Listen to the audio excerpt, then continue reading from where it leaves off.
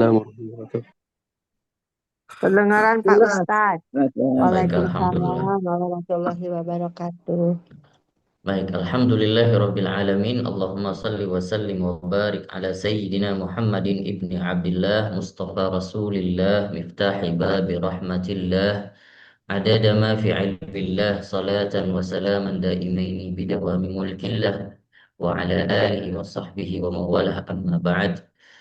سبحانك لا علم لنا إلا ما علمتنا إنك أنت العليم الحكيم رب اشرح لي صدري ويسر لي أمري واحلل عقدة من لساني يفقه قولي قال رسول الله صلى الله عليه وسلم خيركم من تعلم القرآن وعلمه وقال من سلك طريقا يلتمس به علما سهل الله له به طريقا إلى الجنة أو كما قال رسول الله صلى الله عليه وسلم. Puji dan syukur kepada Allah Subhanahu wa taala yang senantiasa memberikan kita nikmatnya beribu-ribu nikmat dan kita merasakan nikmatnya yang luar biasa di tengah-tengah kita dan di tengah-tengah lingkungan serta keluarga kita sehingga dengan nikmat tersebut kita selalu dianjurkan untuk tahadduts bin ni'mah, untuk bertahadduts dengan nikmatnya. Salam dan salam kepada baginda Nabi Sallallahu Alaihi Wasallam, kepada para sahabatnya, kepada keluarganya, ulama mutaqaddimin dan ulama mutaakhirin serta ulama-ulama zaman yang telah berjasa untuk menyampaikan ilmu-ilmunya dan juga berguru serta menyambung langsung daripada sanad keilmuannya kepada baginda Nabi Sallallahu Alaihi Wasallam dan sehingga informasi ilmu tersebut sampai kepada zaman kita saat ini. Baik, mari kita lanjutkan kembali kajian rutinitas kita pada kitab Ighatsatul Lahfan min Masayyidisy Syaitan karangannya Al-Imam Ibnul Qayyim Al-Jauzi rahimahullahu taala. Qala al-musannif rahimahullahu taala wa nafa'ana bihi wa bi 'ulumihi fid dharain amin ya rabbal alamin. Masih di dalam kajian tentang tipu muslihat syaitan. Di dalam beberapa fasal-fasal selanjutnya, Al-Imam Ibnul Qayyim terus menjelaskan satu demi satu terkait dengan muslihat-muslihat syaitan yang mungkin terlihat kecil, terlihat sepele, yang selama ini bahkan kita tidak menyadari. Kalau terkait dengan hal-hal kemungkaran seperti mencuri, khamar, zina, dan lain sebagainya, mungkin itu sudah jelas.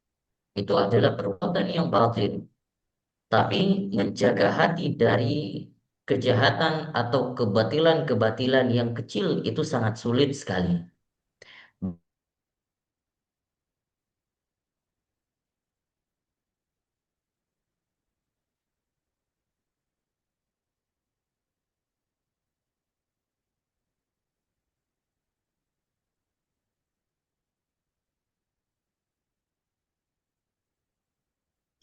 Ngetris ya? Bicara tempat saya ya? Bukan ya rupanya ya? Bukan. Oh, oke. Suaranya hilang ya? Assalamualaikum. Waalaikumsalam. Suaranya hilang ya, Tayani? Kayaknya hilang Pak Ustadznya suaranya. Oh iya iya. Ditunggu aja Ya, ya. kayaknya. Terima Kayaknya kasih. sih. Iya, ya kan? Ada suaranya ya, Nu. Udah masuk lagi tapi belum ada suara. Nah itu, udah.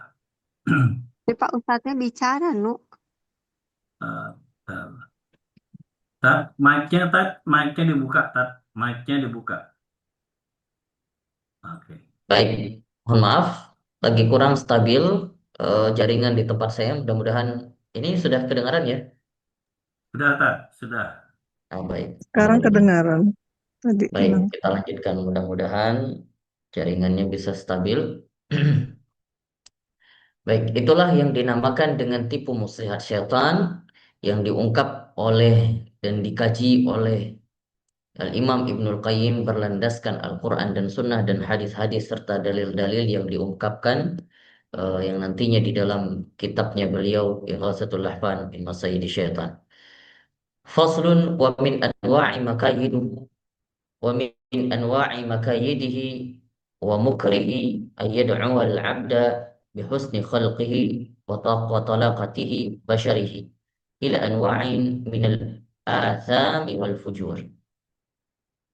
Di antara tipu muslihat syaitan yang lain adalah mengajak manusia itu dengan rupa keindahan yang bentuk fisiknya atau kemulusannya atau wajah cerianya, meski wajah itu tidak terlihat dari setan itu sendiri, namun bisa terlihat daripada sahabat-sahabatnya. Kita kemarin kaji di antara sahabat-sahabat setan dan anggota-anggotanya, member-membernya itu adalah orang-orang yang fasik, orang-orang yang kufur, yang bahkan bisa kita katakan di lingkungan kita termasuk orang-orang yang toksik, bisa mengotori daripada, mengkontaminasi daripada akhlak-akhlak yang kita punya. Nah, mereka-mereka juga terkadang dengan wajah-wajah cerianya menampilkan keindahan-keindahan. Kata Imam Ibnul Qayyim bahwa fayalqahu man la yukhallisuhu min syarrihi illa tajahhumuhu والتعبيس في وجهه والإعراض عنه فيحسن له العدو أن يلقه ببشره وطلاقة وجهه وحسن كلامه ويتعلق به فيروم التخلص منه فيعجز فلا يزال العدو يسعى بينهما حتى يصيب حاجاته. Maka kata Imam Ibnul Qayyim bahwasannya jika orang yang tidak bisa melepaskan diri dari keburukannya bersikap masam dan berpaling daripadanya, maka setan itu bisa menemui orang tersebut dengan wajah ceria dan perkataan yang baik. Kemudian orang tersebut terpikat kepadanya, dan jika ia ingin melepaskan diri daripadanya, ia tidak berdaya. Setan selalu menggunakan dua hal ini, yaitu wajah ceria dengan perkataan yang baik. Maka tidak mesti orang itu bertemu dengan setan langsung. Karena bisa jadi setan itu berada di lingkungan kita sendiri. Dan bahkan kita terkadang mengagung-agungkan orang-orang yang fasik, yang sebagai utusan-utusannya setan, kemudian mengagungkan bahasa-bahasanya, mengagungkan wajahnya, mengagungkan orang-orang yang fasik seperti ini. Itulah yang dikatakan di antara tipu daya setan memberikan obsesi yang baru di dalam kehidupan kita. Wa min huna wassa atibba'ul qulub bil a'radi an ahli al-bad'i wa alla yusallimu alaihim wa la yuriyahum talaqati wajhi wa la yulqahum illa bil abus wal i'rad. Nah, maka di antara kata Imam Ibnul Qayyim ini, di antara jelmaan-jelmaan mereka juga itu terdapat pada makhluk-makhluk yang ditentukan di dalam syariat, dibatasi pergaulannya di dalam syariat, sebagaimana batasan antara lawan jenis, laki-laki dan perempuan yang bukan mahram. Maka Al-Imam Ibnul Qayyim menjelaskan di antara godaannya mereka adalah membuat wajah itu seakan-akan tampil indah di depan kita, yang tidak layak untuk kita lihat. Misalnya lawan jenis yang bukan mahram. Maka oleh karena itu banyak para ulama-ulama kita mengatakan, termasuk dalam ajarannya Imam Syafi'i, dalam fiqhul Imam Syafi'i, mengatakan haramnya laki perempuan itu memberikan salam kepada laki-laki apabila itu dapat menimbulkan fitnah.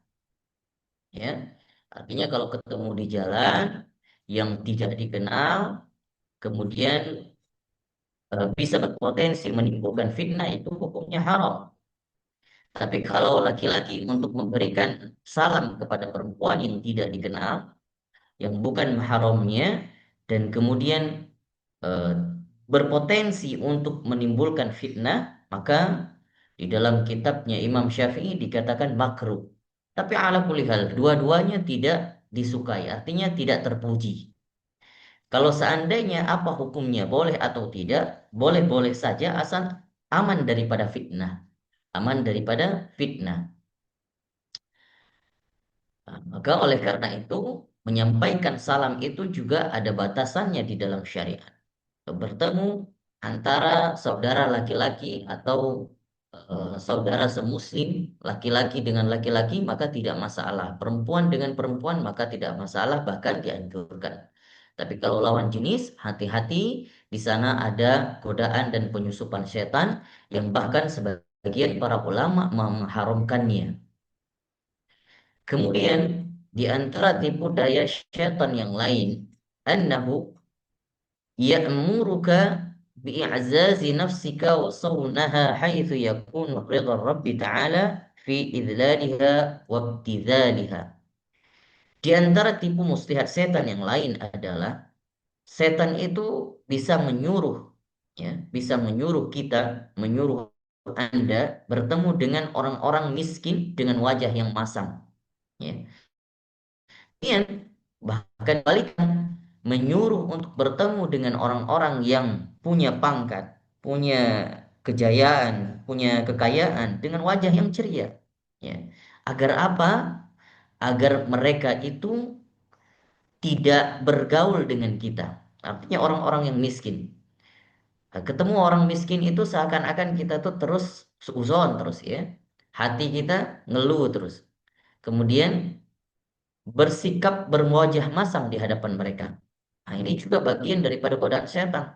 Supaya apa? Supaya kita itu tidak melakukan hal-hal sikap-sikap yang terpuji kepada mereka. Tidak menginfakkan kepada mereka. Ya, bahkan kita merasa enggan untuk memberikan sebagian harta kita kepada mereka. Nah, ini juga bagian daripada tipu daya setan. Nah, padahal banyak sekali kita lihat daripada ajaran-ajaran Nabi Shallallahu Alaihi Wasallam, yang bahkan Nabi Shallallahu Alaihi Wasallam itu menyuapi atau memberikan makanan kepada musuh-musuhnya, kepada orang yang suka mencacinya, daripada pengemis-pengemis jalanan dan lain sebagainya. Itulah kecenderungan hati, ya, yang yang setan-setan itu perbuat kepada kita, sehingga mengotori kecintaan kita kepada sesama muslim. Padahal mereka adalah sebagian daripada muslim kita. Sebagai adalah sebagian saudara-saudara kita. Setan menyuruh kita itu berakhlak tidak baik dan tidak menampakkan wajah ceria kepada orang-orang miskin tersebut. Karena memang setan itu ingin membuka pintu keburukan untuk kita dan menutup pintu-pintu kebaikan untuk kita amalkan. Kemudian di antara tipu dayanya yang lain dikatakan ya'mur rajulu ya'mur rajula biinqitahi fi masjid aw ribati aw dawiyatin aw tarbiyatin yahsibuhu hunaka wa yanhahu 'anil furuj. Ya, sebagian daripada tipu daya muslihat yang lain bahwa setan itu setan itu terkadang, ya, menyuruh laki-laki terutama itu agar terus menetap di masjid. Ya. Terkadang berlama-lama di masjid. Ya. Terus kemudian enggan untuk keluar. Nah, ini juga ternyata bagian daripada tipu daya setan. Nah, apa yang dikatakan oleh Imam Ibnul Qayyim, bahwasanya kalau seandainya seseorang itu keluar dari masjid, maka nama Anda itu bisa jatuh di hadapan mereka. Wibawa kita bisa jatuh di hati mereka. Dan kemudian mustahil jalan yang kita tempuh itu dianggap mungkar oleh mereka. Nah, musuh Allah itu mempunyai tujuan-tujuan terselubung yang ia ingin dapatkan dari orang tersebut. Maksudnya apa? Seandainya orang tersebut digoda untuk terus menetap di dalam masjid, bukan suatu hal yang buruk kalau laki-laki itu menetap lama di masjid, bahkan suatu yang terpuji. Namun yang ingin dikatakan oleh Imam Ibnul Qayyim di sini adalah ada sifat-sifat yang dirasuki ke dalam hatinya, terutama laki-laki, untuk terus berlama di masjid, supaya mereka menjadi orang yang antisosial, tidak mau melihat orang yang di luar masjid, dan bahkan mereka tidak peduli orang-orang yang di luar masjid. Ya, artinya apa? Ya, kadang merasa alim tersendiri, suka sholat ke masjid. Nah, itulah apa namanya bumerangnya setan yang diberikan, bahkan dengan ketaatannya kita akhirnya setan itu mengembalikan ketaatan tersebut menjadi nilai keburukan. Luar biasa hebatnya setan, sehingga menimbulkan perasaan diri kepada kita bahwa kita orang yang paling dekat dengan masjid, orang yang paling soleh, tidak peduli dengan orang-orang yang di luar masjid, dan juga menjadikan kita sebagai orang yang antisosial. Kita merasa ada orang-orang yang harus mengunjungi kita. Ada orang-orang yang harus mengunjungi kita dan kita merasa enggan untuk berkunjung kepada orang lain. Orang yang mendekati kita ke dalam masjid, maka kita agak enggan untuk keluar menyapa orang di luar masjid. Nah, ini di antara sifat-sifat yang dimasuki ke dalam hati manusia, di antaranya adalah al-kibr, sombong, kemudian ihtiqarun nas, suka menyepelekan orang lain, wa hifdzun nas, dan kemudian itu juga hifdzun namus itu merasa lebih hebat daripada orang lain, merasa lebih percaya diri daripada orang lain. Wa qiyamur riyasah. Nah, inilah eh, di antara salah satu tipu daya setan yang membuat manusia itu lengah dengan terkadang merasa baik, tapi ternyata di luar itu setan ingin mengeluarkan kita daripada nilai-nilai kebaikan tersebut.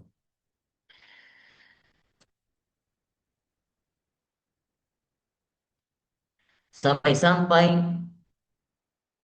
salah seorang sahabat mengatakan, Abdullah bin Salam itu mengatakan apa?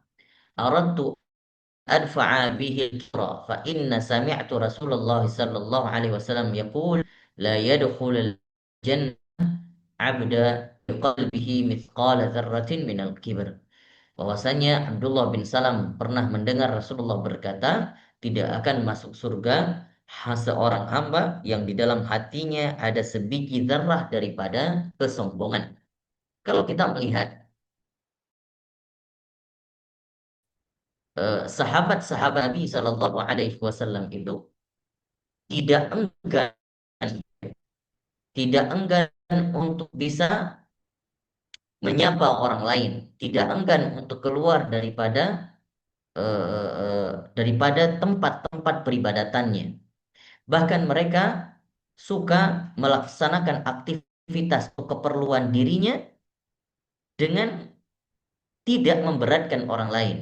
Sebagaimana diriwayatkan Rasul Shallallahu Alaihi Wasallam keluar untuk memberi hajatnya dan melakukan aktivitas pribadinya dengan tidak berketer orang lain. Nabi Shallallahu Alaihi Wasallam sebagai Nabi juga berjalan di pasar.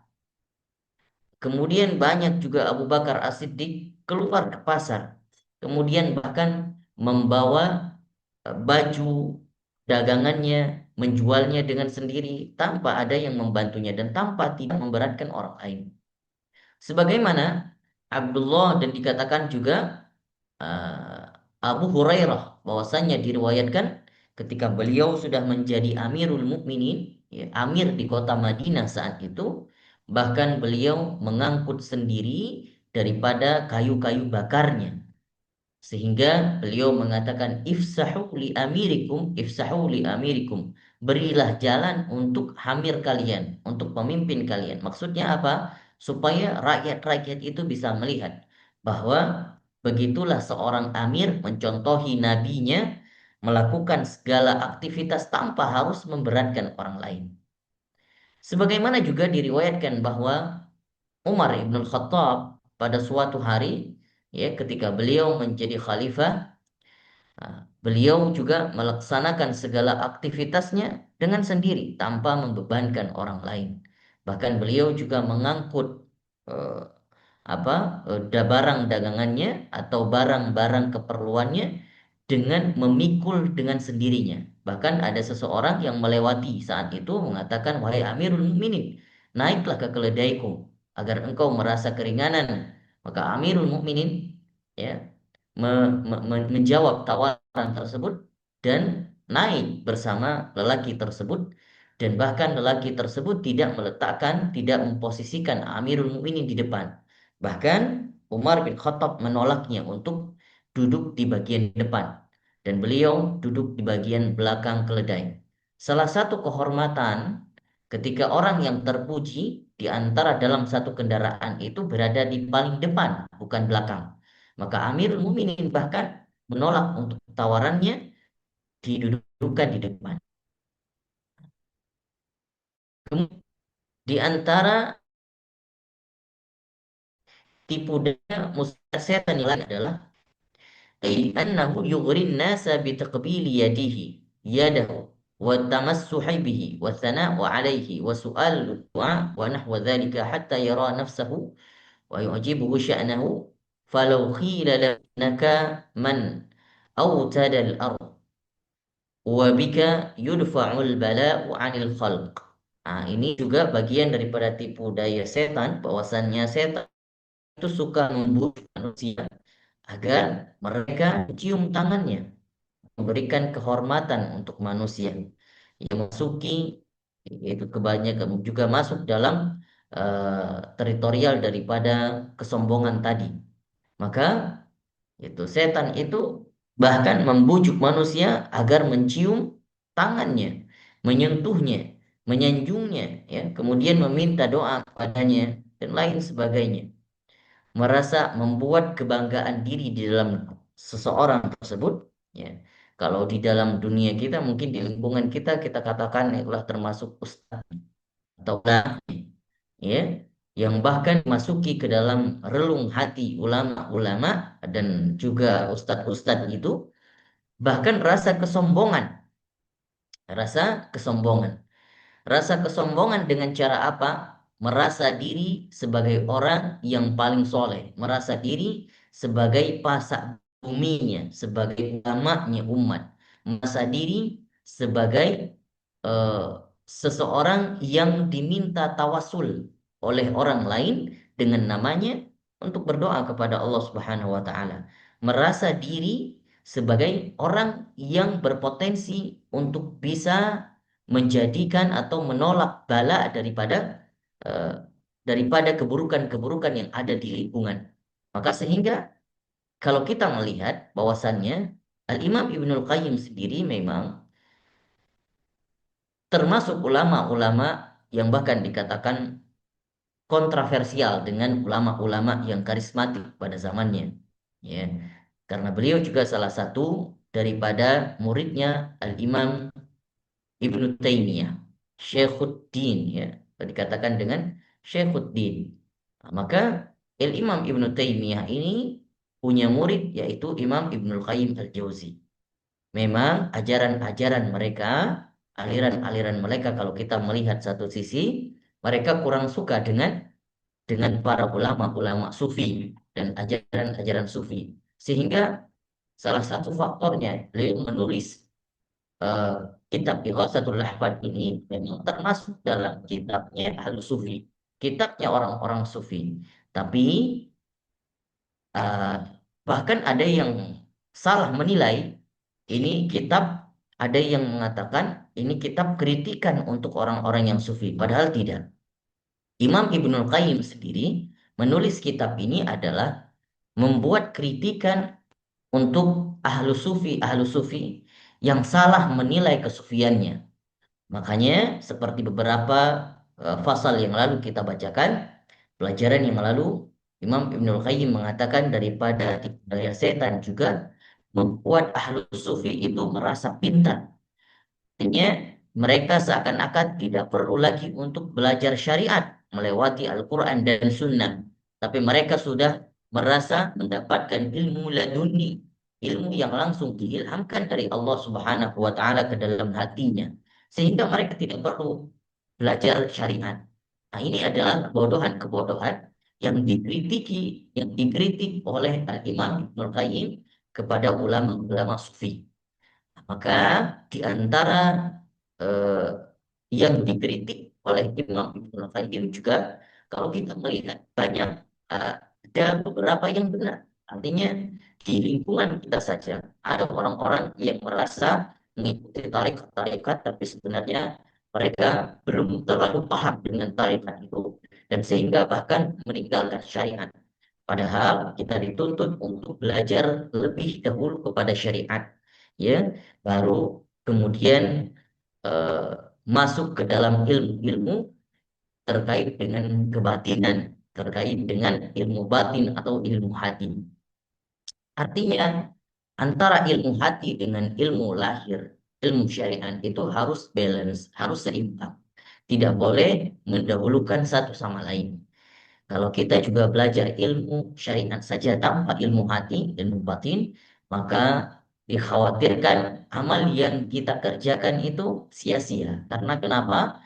Di sana pembelajaran terkait dengan ilmu kebersihan hati, keikhlasan, dan lain sebagainya, sehingga amal yang kita perbuat itu terpagari dengan ilmu-ilmu terkait dengan batinan atau ilmu hati tersebut. Kemudian juga kebalikannya, kalau seandainya mengungguli ilmu batin saja, tapi tidak dengan syariat, maka itu juga seperti tong kosong nyaring bunyinya. Ada pagar tapi tidak ada tumbuhan, buat apa? Gitu ya. Maka ibarat ilmu batin, ilmu sufi itu adalah sebagai pagarnya, atau disebut dengan ilmu ihsan, tapi ilmu syariat seperti ilmu fikih, kemudian ilmu tafsir, kemudian mengkaji hadis atau amalan-amalan lainnya untuk beramal, itu disebut dengan ilmu syariah, atau dengan ilmu, atau diibaratkan dengan sebagai tumbuhannya. Itulah yang disebut dengan ilmu Islam. Makanya di dalam hadis Arba'in itu dibahas dengan pokok-pokok daripada keislaman, ya, pokok-pokok Islam itu. Maka Nabi mengatakan ada tiga pilar, yaitu iman, Islam, dan ihsan. Kemudian pasal selanjutnya dikatakan bahwasanya di antara tipu daya setan yang lain, tipu muslihat setan, yaitu ayyuhassina ila arbabit takhalli wa subut wa riyadha al-amala bihajisihim wa waqi'ihim duna tahkim amr syari' wa yaqulun al-qalbu idza kana mahfuzan ma'a Allah kanat hawajisuhu wa khawatiruhu ma'sumat minal khata'. Nah, inilah yang kita bahas tadi, bahwasanya di antara tipu daya muslihat setan yang lain adalah eh, membuat manusia itu merasa zuhud, merasa cukup dengan amalnya, kemudian merasa cukup untuk mempelajari ilmu-ilmu batin saja, tidak dengan ilmu syariat. Bahkan mereka mengatakan al-qalbu, hati itu jadi selalu bersama Allah apabila hati itu eh, bisa terbebas atau maksum daripada kesalahan. Artinya kalau kita kaji, tidak ada umat manusia sekarang ini, apalagi di zaman-zaman fitnah ini, terbebas daripada kesalahan. Yang maksum itu sesuai dengan pendapat Imam Ibnul Qayyim adalah tepatnya pada Rasul Shallallahu Alaihi Wasallam dan Nabi-Nabiullah saja. Tapi kalau seandainya setelah Nabi itu ada generasi yang paling bersih hatinya, itu disebut dengan generasi sahabat. Kemudian setelahnya, dan kemudian setelahnya. Namun generasi kita sekarang, dari mana kita bisa melihat bahwasanya kita terbebas daripada kesalahan dan dosa.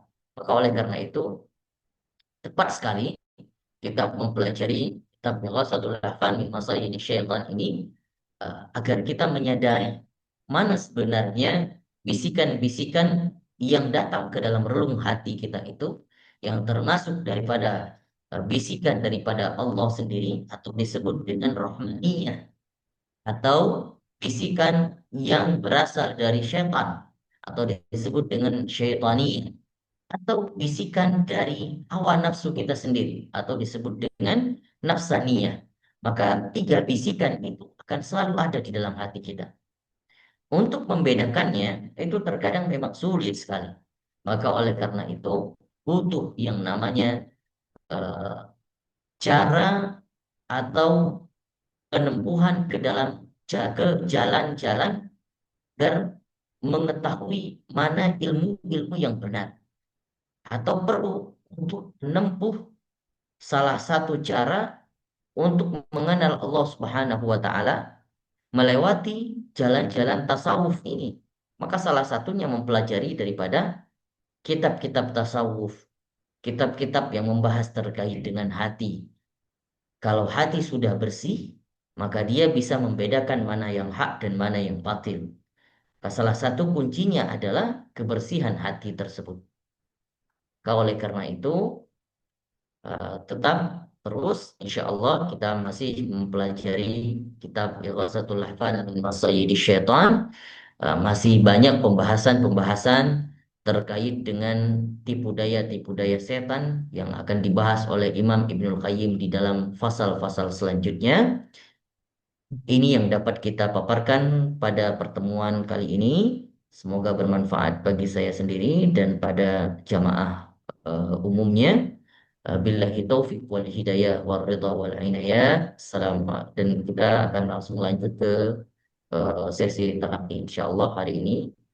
Melanjutkan sesi talaki sesinya akhwat.